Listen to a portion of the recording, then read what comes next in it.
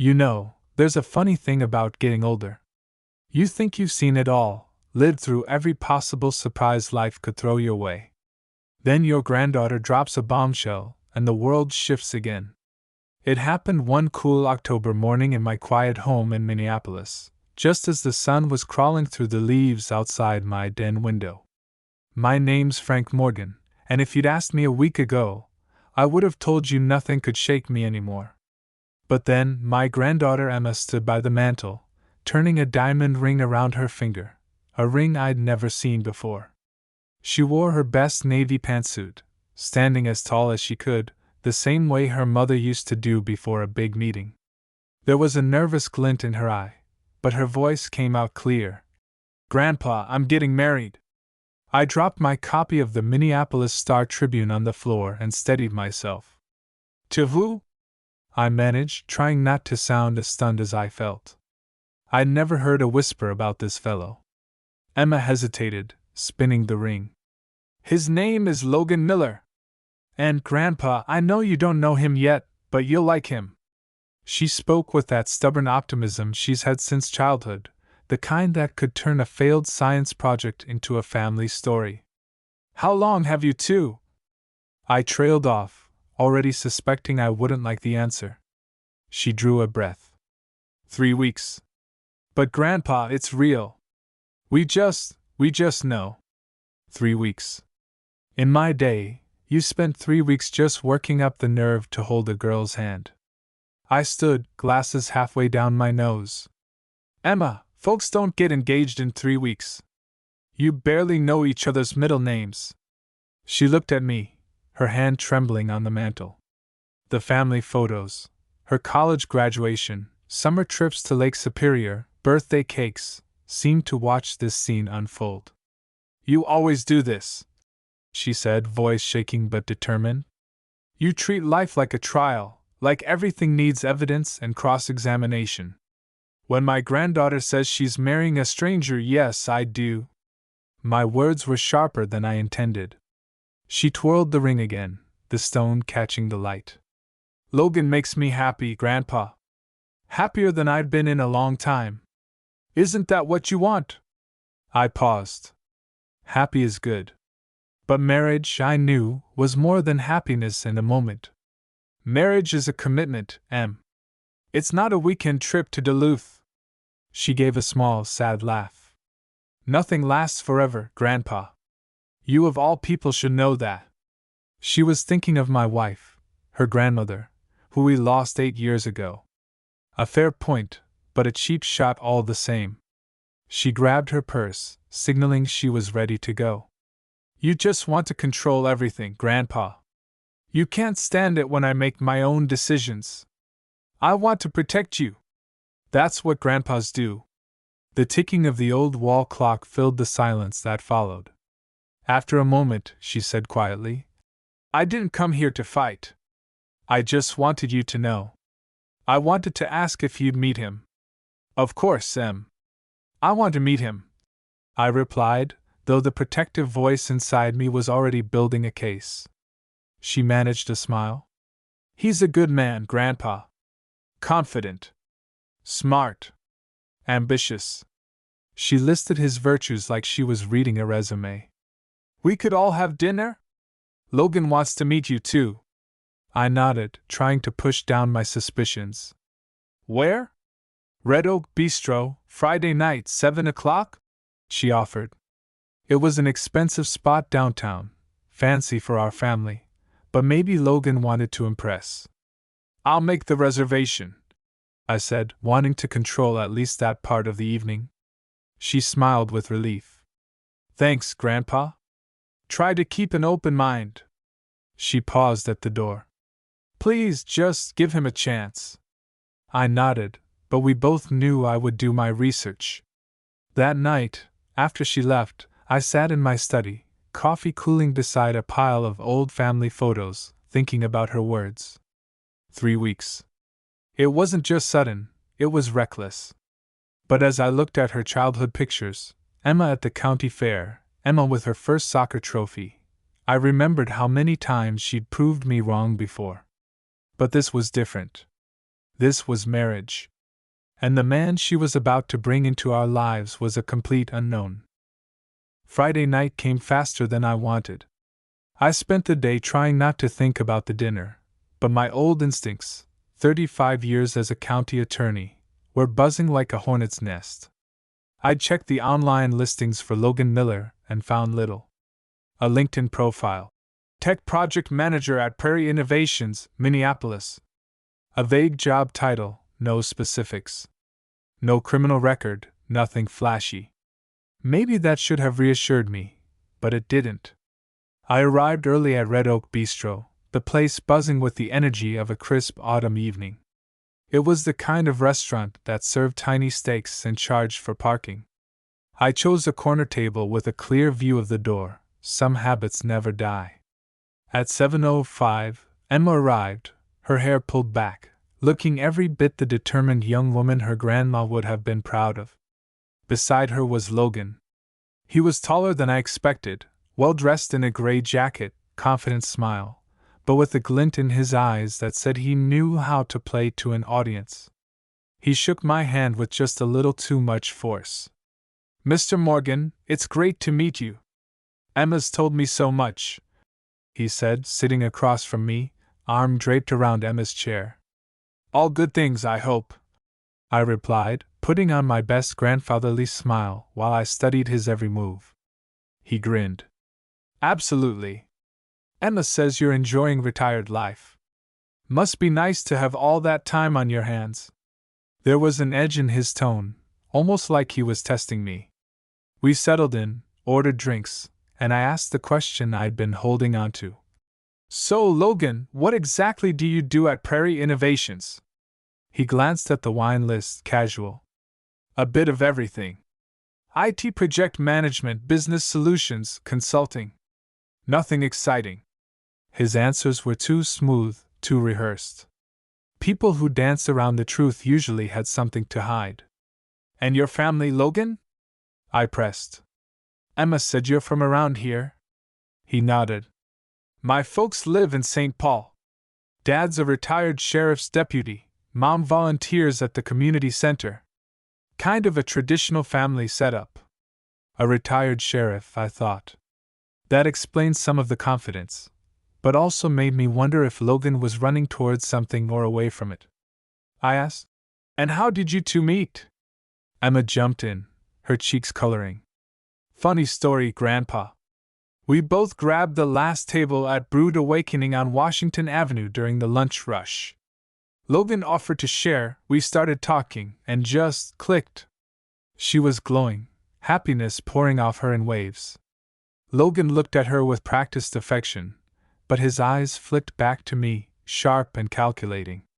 The waiter came, and Logan ordered the most expensive steak on the menu, a bottle of Cabernet to match. I picked the salmon. He raised an eyebrow as if amused by my modest choice. "So, what was it like being a county attorney, Mr. Morgan?"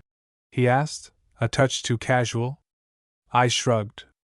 35 years of sorting truth from lies. Not as exciting as folks imagine. I watched his reaction. His jaw tightened for just a second. He leaned back.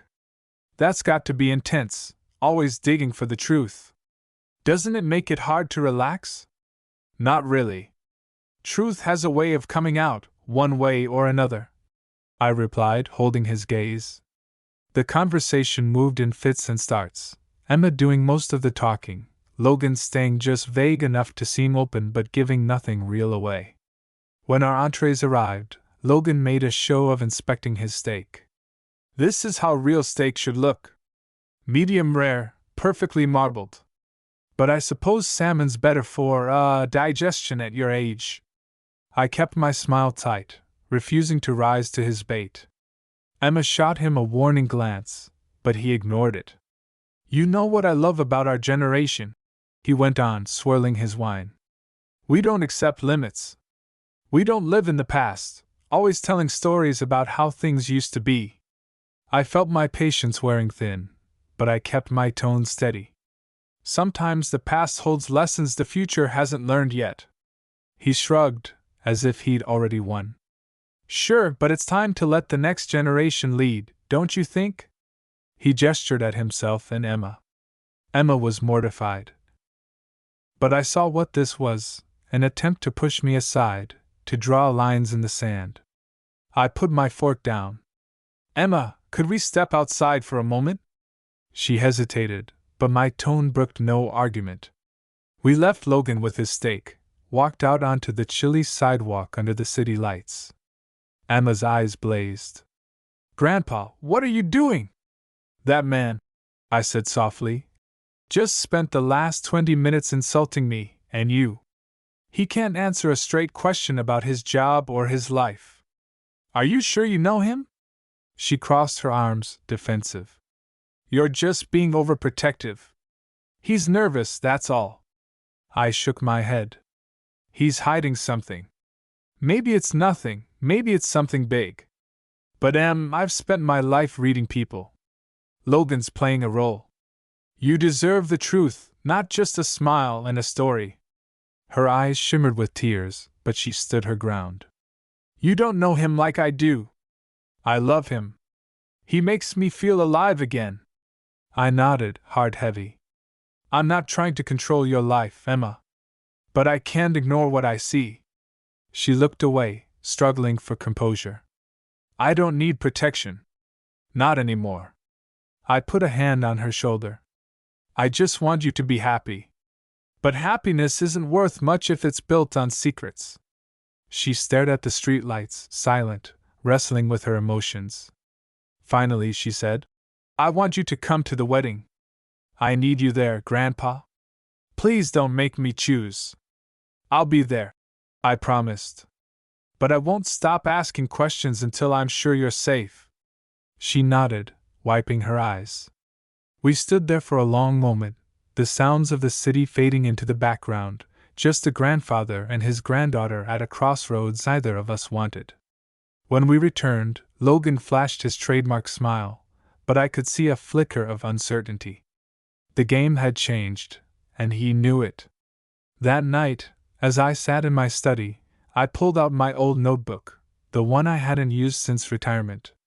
I wrote a single line at the top. Who is Logan Miller? And as the autumn wind rattled the windows, I knew I was just getting started. The days after that awkward dinner dragged on like a slow-moving storm.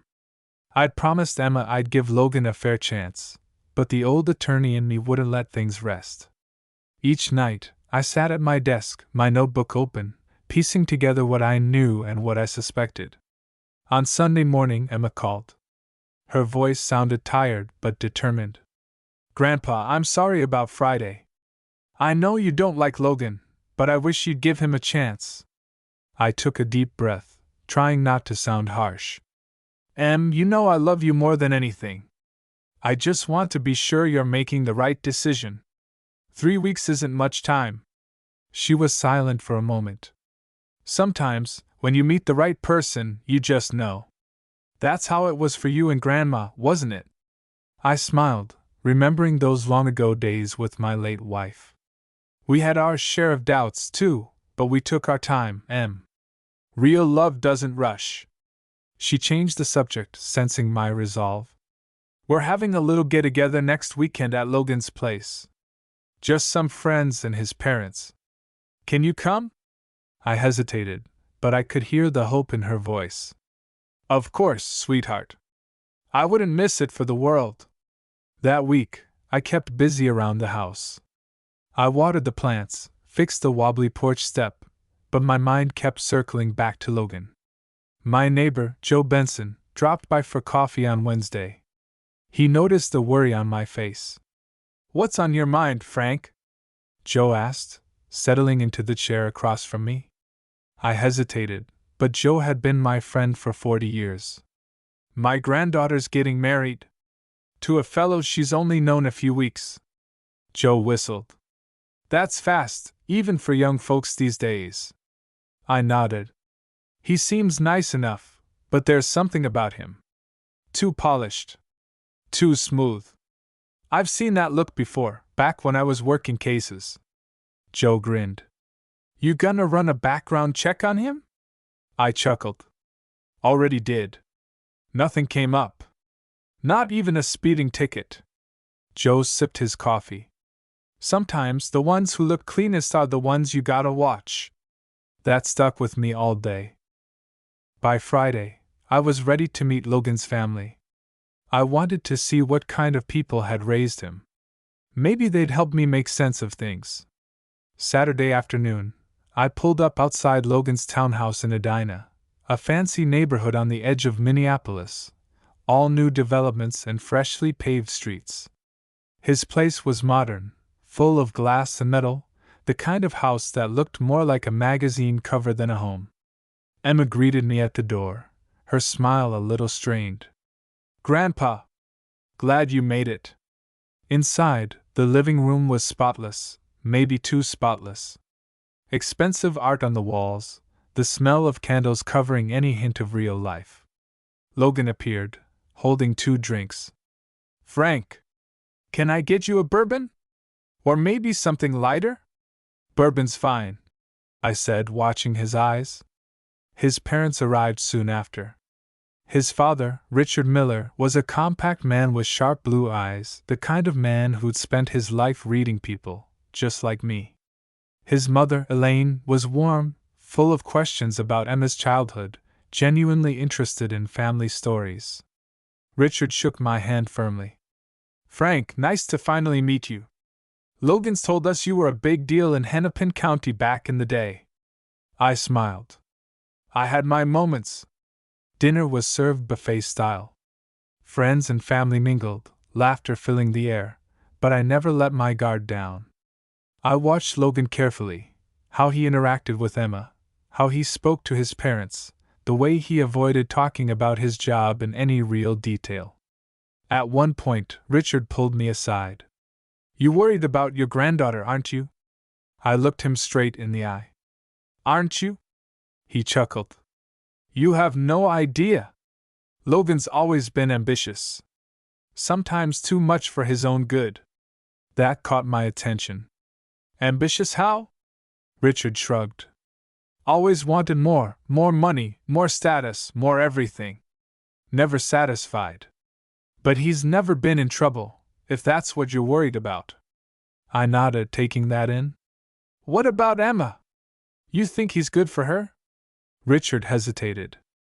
"I hope so. But you know how it is, kids make their own choices. Sometimes all we can do is be there when things go sideways." After dinner, Logan's friends gathered around, talking about tech startups and Bitcoin. Logan seemed to relish being the center of attention. Emma tried to pull him into family conversations, but he always drifted back to his friends, his eyes scanning the room like he was always looking for the next big thing. As the night wound down, Emma walked me to my car. "Did you have a good time, Grandpa?" I squeezed her hand. "I did, Em. You did a wonderful job tonight." She looked relieved. "You'll come to the wedding, right? Even if you have doubts?" I nodded, feeling the weight of my promise. "Of course. Nothing could keep me away." Driving home through the quiet streets, I couldn't shake Richard's words. Ambitious. Never satisfied. That kind of hunger could make a man dangerous, or it could just mean he wanted the world for the woman he loved. I wasn't sure which kind of man Logan Miller was yet. But I knew one thing: I wasn't done asking questions. Not by a long shot. The wedding date was set for November, barely 6 weeks away. I circled the date on my old wall calendar, staring at it every morning, hoping for a feeling of peace or excitement. But all I felt was worry. Emma visited more often, her eyes shining with a mix of joy and nerves. She and Logan seemed happy together, but the speed of it all gnawed at me. One windy Tuesday, Emma stopped by after work, still in her hospital scrubs. She was a nurse at St. Paul Medical Center. She sank into the kitchen chair across from me and sighed, fiddling with her engagement ring. "Grandpa," she said quietly, "do you really think I'm making a mistake?" I paused, choosing my words carefully. "I think you're rushing, Em. Life's long. There's no need to sprint into forever. But if you're sure, Truly sure, I'll stand by you. You know that. She gave me a grateful look. I know you will. I wish you could see him like I do. He's so driven, so confident. He makes me feel like anything's possible. I sipped my coffee. That's a good feeling. Just remember, sometimes confidence is just a suit folks put on in the morning. It doesn't always mean there's something real underneath. She rolled her eyes, half smiling. You're always so skeptical, Grandpa. That's how I kept your mom safe, and you too. I reminded her, softening my voice. And it's how I'll keep trying, whether you like it or not. She hugged me before she left, her arms tight around my shoulders. You're the best, Grandpa. I love you. After she left, I called my friend Benny, a retired police detective who still had connections all over the Twin Cities. Benny, I said, I need a favor. Quiet one. Can you check around about a guy named Logan Miller? Tech business, from St. Paul, Dad's a retired cop. There was a pause, then Benny's gravelly laugh. Frank, you never did retire, did you? I'll see what I can dig up. 2 days later, Benny called me back. Nothing criminal, Frank. No red flags. Guy's got a good credit score, no debts except student loans. Only thing a bit odd, he's changed jobs 3 times in 2 years. Jumps from company to company, always aiming for a management spot. I leaned back in my chair. Ambitious. Maybe restless. Exactly. Never seems to settle, but nothing illegal. His dad's well respected, his mom's a pillar at the Lutheran church. That's all I got for now. I thanked Benny and tried to let it go, but something kept gnawing at me. I couldn't put my finger on it. Maybe it was the way Logan dodged questions. Maybe it was the expensive taste that didn't quite match his resume. A week before the wedding, Logan's parents hosted a family dinner at their big house on the edge of Como Park. Their home was warm, filled with laughter and the smell of roast chicken. Elaine told stories from Logan's childhood, pranks he'd played on his older brother, trophies he'd won, how he'd always wanted to be the best at everything. Richard, his dad, pulled me aside as Elaine and Emma chatted in the kitchen. You look troubled, Frank. I nodded. Just a lot on my mind. I want Emma to be happy, but I worry she's jumping in too fast. Logan's a good talker, but sometimes I wonder what he's not saying. Richard gave me a thoughtful look. He's stubborn, that boy. Hates to lose. Sometimes I worry he's more in love with success than anything, or anyone. That settled over me like a shadow. Does Emma know? Richard shook his head. She sees the best in people. Always has.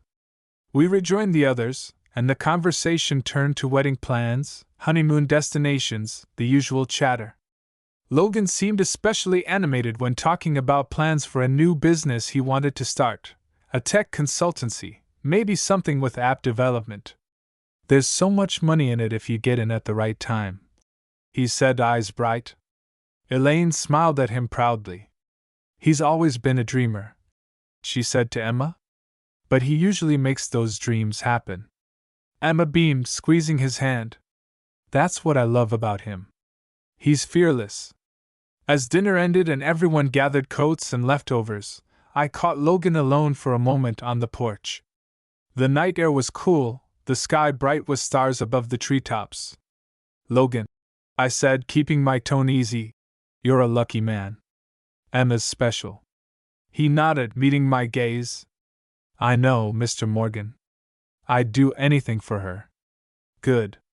Just make sure you're honest with her, always. No secrets, no half-truths. She deserves the best. He grinned, but it didn't reach his eyes. Of course. You can count on me. As I drove home, the city lights reflecting off the Mississippi River, I thought about all the years I'd spent trying to protect my family. Sometimes, all you can do is hope your warnings echo in the right ears. The following week, the calls and texts flew back and forth, caterers, florists, suit fittings, rehearsal dinner plans. Emma was caught up in the whirlwind, but every time we spoke, she sounded a little more tired, a little less sure. The night before the wedding, she called me late. Her voice was small. "Grandpa, what if I'm making a mistake?" I swallowed hard, my heart aching for her. "It's not too late, Em. Cold feet are normal. But if you truly love him, if you trust him, if he makes you feel safe and loved, then you'll be okay. But don't do this for anyone else's sake. Not for your friends, not for his parents, not even for me. Only for you." She sniffed, trying to hide her tears. "Thanks, Grandpa. I needed to hear that. Whatever you decide, I'll be right there, front row." "That's a promise." We said goodnight, and I sat up a long while, staring at her childhood photos on my bookshelf, praying to God to watch over her and give her strength, wherever her heart might lead. The day of the wedding dawned gray and cold. I woke up before sunrise, my old bones aching more than usual. In the quiet of my house, surrounded by framed pictures of a lifetime, my late wife, my daughter as a little girl, Emma blowing out birthday candles, I made coffee and stared at the invitation card one last time. Emma Morgan and Logan Miller, November 11th, St. Paul Cathedral. By 10 a.m., the house was bustling with nervous energy. My daughter, Annie, arrived early, fluttering between laughter and tears as she tried to keep Emma calm. The church was a beautiful old stone building, full of stained glass and echoes of tradition. It felt like the kind of place where big life decisions were supposed to happen. The guests arrived in clusters, shaking off the November chill, and soon the pews were full of family, friends, Logan's old college buddies, and Emma's fellow nurses. I took my seat in the front row, my heart pounding with a cocktail of pride, fear, and something I couldn't quite name, maybe hope, maybe dread. When the music started and Emma appeared on her mother's arm, my heart almost broke with how grown up she looked. Her eyes searched the room, landed on me, and she gave the smallest, most grateful smile. She looked beautiful, but she looked scared too. The ceremony passed in a blur, vows, rings, nervous laughter, the smell of autumn leaves clinging to people's coats. When it came time for the "speak now or forever hold your peace" moment, I caught Richard Miller's eye across the aisle. We both looked away quickly, neither of us willing to be the one to speak up. After the "I do's," the crowd spilled out into the courtyard. Cameras flashed, voices rose in celebration. But even as I hugged Emma and congratulated Logan, I couldn't shake the sense that we were all just actors in a play whose ending hadn't been written yet. At the reception, I watched Logan work the room. He shook hands, slapped backs, laughed too loudly at jokes. Emma clung to his side at first, but as the evening wore on, she was pulled away by friends and cousins, her smile fading each time she looked back at him. Later, I found myself alone at the bar, nursing a glass of bourbon. Elaine Miller sat down beside me, looking as tired as I felt. "Frank, you think we did the right thing? Letting them go through with this?" I sighed. Would it have made a difference? Emma's got her mother's stubbornness. Elaine nodded. And Logan's got his father's pride. Recipe for fireworks, that's for sure. She hesitated, then added quietly, "I saw the way you looked at Logan during the ceremony. You don't trust him, do you?" I stared at the glass in my hand.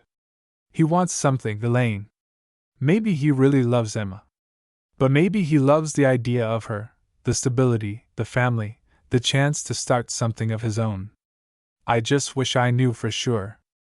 Elaine reached over and squeezed my hand.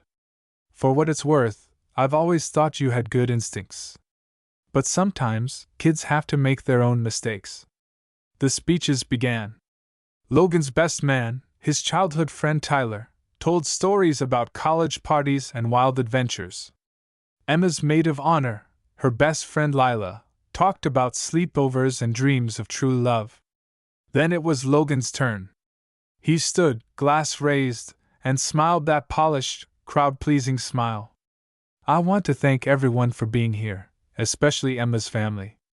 Mr. Morgan, Frank, You're a legend in this city. I know I have big shoes to fill. I managed a polite nod, but inside I braced myself. I know some people think we moved too fast. Logan went on. But when you know, you know. Emma's changed my life. She makes me better. And I promise I'll do everything I can to make her happy. He reached for Emma's hand, but she seemed almost surprised by the gesture. The applause was warm, but I caught the shadow that flickered across Emma's face as she looked down at her wedding ring. After dinner, I found Emma outside, standing alone on the terrace, her shawl wrapped tight against the cold. I joined her in the quiet, the muffled sound of music and laughter drifting through the doors. "Grandpa," she said softly, "do you think Mom would have been proud of me?" I swallowed the lump in my throat. "Emma, your mother would be proud of your courage. Proud of your heart. She'd want you to trust your instincts, and never settle for less than you deserve." She looked away, blinking back tears. I feel like everything's moving too fast. I wish I could slow it all down. I put an arm around her shoulders. You still can, Em. You always can. Don't ever let anyone tell you otherwise. She nodded, but I knew the moment had passed. The band struck up a lively tune and Logan appeared, all smiles and energy, sweeping Emma back inside for their first dance.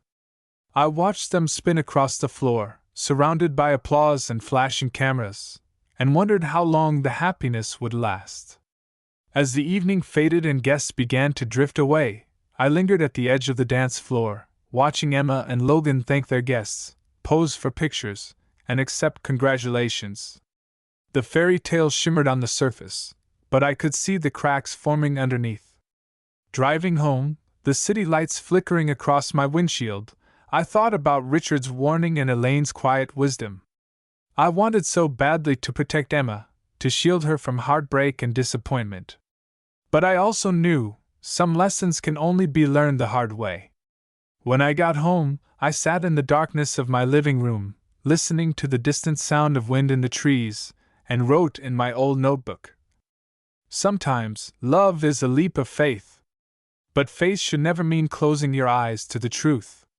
Tomorrow would come, and with it, a new chapter. For Emma. For Logan. And for all of us. The first weeks of Emma and Logan's married life passed in a blur.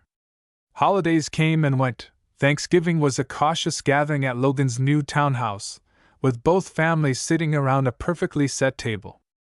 On the surface, everything looked picture perfect, Emma laughing as she passed the sweet potatoes, Logan holding court with stories about his upcoming business ventures. But beneath the smiles, I saw signs of strain. Emma's laughter was just a little too forced. Logan's charm a little too well rehearsed. By December, the cracks were wider. Emma called me late one night, her voice small and tight. "Grandpa, can I come over?" "Anytime, sweetheart." She arrived a half hour later, shivering in her winter coat, her eyes red. She curled up on my old living room couch, just like she did when she was a child. "It's Logan," she started, twisting her wedding ring. "He's always working late or taking phone calls. He gets defensive when I ask questions. Sometimes I feel like I barely know him." I kept my voice gentle. "Did something happen?" She hesitated, then shook her head. "Not exactly. I feel alone a lot. And sometimes, the things he says, they make me feel like I'm not enough." I felt the old anger stir in my chest, the same protective rage that had made me fear for her as a little girl. But I knew I had to tread carefully. "Em, you deserve to be loved and respected. You deserve honesty." She sniffed. "Maybe it's just the stress of starting out. He says I'm overreacting. That I'm making drama out of nothing. Don't ever let anyone make you doubt yourself." I said. "You're not dramatic. You're brave enough to tell the truth." She managed a watery smile. "Thanks, Grandpa. I just needed to hear that." As winter settled in, the problems didn't disappear. Logan's new startup floundered. He blamed bad luck and disloyal partners. He spent money freely, fancy dinners, electronics, new furniture, things Emma never asked for, but always presented as if they were proof of his success. Emma, meanwhile, picked up extra shifts at the hospital. I watched as her spark dimmed, her voice quieter when she visited. She tried to hide it, but the stress was wearing her down. In February, everything changed. I was at home, reading the paper, when I heard a knock at the door. To my surprise, it was Richard Miller, Logan's father. His face was grim. "Frank, can we talk?" I let him in, pouring us both coffee. He got right to the point. "I need to tell you something, Frank. About Logan." My stomach clenched. "What is it?" Richard looked ashamed. "When Logan was younger, he got in some trouble. Nothing illegal, but he's always wanted shortcuts. He's lost jobs before for bending the rules, padding resumes, exaggerating achievements. We tried to steer him straight, but he always talks his way out." He sighed. "Elaine and I hoped he changed. But I heard from an old friend, Logan's name came up in some business circles. People are starting to talk about unpaid debts, projects that never got off the ground. Emma needs to know what she's getting into." The words hit me like a bucket of ice water. "Have you told her?" Richard shook his head. "I was hoping you'd talk to her first. She trusts you. She listens to you." That evening, I called Emma and asked her to come by after work. When she arrived, I told her what Richard had shared, not as an accusation, but as a warning from someone who loved her too much to let her walk into a storm blind. At first, she denied it, defended Logan, insisted he was just ambitious. But as I spoke, I saw her expression change. The pieces were falling into place: the sudden spending, the secretive phone calls, the restless career moves. Finally, she asked, "Do you think he married me for my family? For our name, our stability?" I was honest. "I think he wanted everything you represent, Em. Security. A fresh start. Maybe even love. But sometimes people want things for the wrong reasons." Emma's eyes filled with tears. "What do I do now?" I took her hands in mine. "You decide what kind of life you want. And remember, you're never alone." That night, she stayed at my house, unable to face Logan or her own doubts. I watched her fall asleep on the couch, just like she did years ago, and I felt both relieved and heartbroken. The next morning, Emma packed a bag and went home to talk to Logan. I waited by the phone, praying she'd find the strength to say what needed to be said. Late that evening, she called me, her voice stronger than it had been in months. "I told him everything, Grandpa. He didn't deny it. He tried to talk me out of leaving, said he'd change, that he loved me. But I told him I need time. I need honesty, not just promises." I felt pride rise in my chest. "You did the right thing, Emma. I'm proud of you." After we hung up, I sat in the silence, staring at the snow falling outside. For the first time in months, I felt hope, not because things had turned out perfectly, but because Emma had found her voice again. Some lessons are learned in pain, some in love. But the ones that matter most are learned in the quiet moments, when we choose courage over comfort, truth over easy answers. The story wasn't over yet. But for the first time, I believed it might have a happy ending. Spring arrived late that year in Minnesota, as it always seemed to do, hesitant, reluctant, patches of snow clinging to the edges of sidewalks long after everyone was tired of winter. By March, Emma had moved out of Logan's townhouse and into a small apartment near the river. It wasn't glamorous, but it was hers. She filled it with old books, potted plants, and the laughter of friends who visited to cheer her up. The divorce wasn't ugly, just sad. Logan left quietly, with no grand gestures or fights. In the end, there wasn't much to divide: some wedding gifts, a few joint accounts, a dog they'd adopted that Emma kept. I met with Richard and Elaine a few weeks later at the old diner by Lake Nokomis. We talked about our kids, our regrets, and the strange way life can twist even the best intentions. Richard looked tired, Elaine even more so. We thought if we loved him enough, he'd figure it out, Richard said, hands wrapped around his coffee cup. I nodded, understanding more than I wanted to. We can't walk their roads for them. All we can do is hope they find their own way, before it's too late. Back at home, I spent long evenings with Emma, sometimes in silence, sometimes laughing about nothing at all, sometimes talking late into the night. She asked questions that had no easy answers. Why do people pretend? Why do we ignore the signs? How do you know when to let go? I gave her the only wisdom I had. People pretend because they're afraid. We ignore the signs because hope is easier than starting over. And letting go. I paused, remembering my late wife's gentle smile. Letting go is something you do one morning at a time, until it stops hurting so much. Emma threw herself into work at the hospital, picking up extra shifts, mentoring younger nurses, finding joy again in small moments, a grateful patient, a sunny morning, a mug of coffee with just the right amount of cream. Slowly, her light came back, brighter than before, steadier and warmer. She started volunteering at a community clinic on weekends, rediscovering the purpose that had drawn her to medicine in the first place. We took walks along the river in the early evenings, the city lights shimmering in the water, geese honking overhead. Sometimes we didn't speak at all, just listened to the sounds of life going on around us. The rush of water, the laughter of children in the park, the steady thump of running shoes on the paved path. One Sunday in May, Emma joined me for dinner. She was glowing again, her eyes clear and strong. After dessert, she set her fork down and looked at me with a smile that reminded me so much of her grandmother. I think I finally understand, Grandpa. Love isn't just about the feeling. It's about choosing every day to be honest with yourself, with each other. It's about building something real, even if it takes longer than you hoped. I'm not sorry I tried. But I'm proud I walked away when I knew it was wrong. I reached across the table and squeezed her hand. That's all I ever wanted for you, Emma. Not a perfect life. Just a real one. She grinned. You know, you're not as grumpy as you pretend to be. Don't ruin my reputation, I said, trying not to smile. Life found its rhythm again.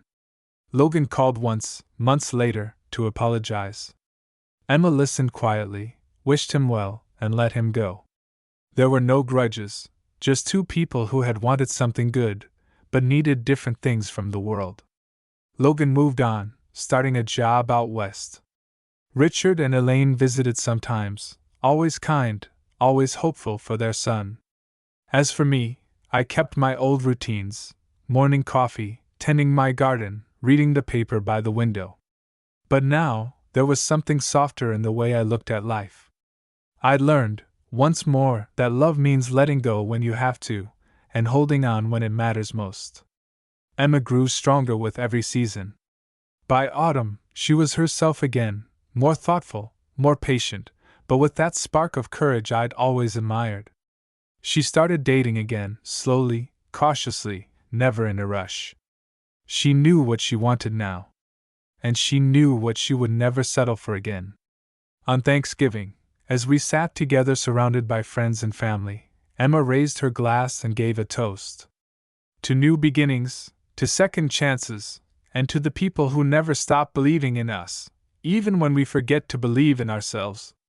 The table erupted in laughter and applause. And for a moment, the weight of the past was gone, replaced by hope and gratitude. After everyone had left, Emma hugged me tight. Thank you, Grandpa, for everything. I held her close, my voice rough with emotion. That's what grandpas are for, kiddo. The world keeps turning. Hearts break and heal. Dreams change and grow. But some things, like the love between a grandfather and his granddaughter, never really fade. And as I sat alone that night, the house finally quiet, I looked up at the photographs lining my mantel and smiled. Life doesn't always go as planned. But if you have family, faith, and a little courage, it can still turn out better than you ever dreamed.